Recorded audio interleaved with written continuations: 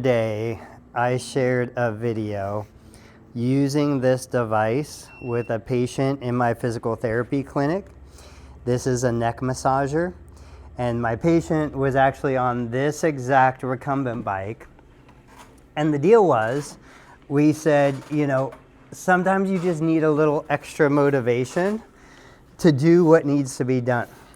We know that what we want to do is we want to get the legs moving, especially if you had a total knee replacement. If you guys don't know me, my name's Tony Maritato. I'm a licensed physical therapist who specializes in treating patients after total knee replacement surgery.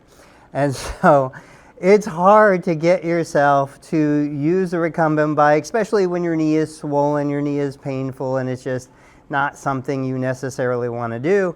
So to bribe some of my patients, as you saw in the other video, we've been using this neck massager, and the neck massager is awesome. You basically lay back, you relax. It's a two-head system, so the right and the left have an oscillating motor. There's a heating function, so if I press the button right there, now I've turned on the heating element. It's warm enough that you can feel the sensation of warmth, but it's certainly not hot. There's certainly no chance of burning the skin. One of the reasons why we don't use heat in our physical therapy clinic is because it's very easy to overheat tissue and cause damage. This is a very subtle warming effect that is never going to get hot enough to cause any kind of tissue injury.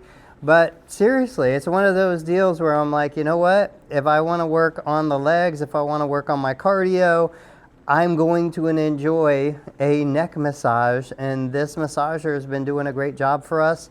We purchased this. This was not a sponsored video. This was not an endorsement. I have no obligation to say anything positive or negative.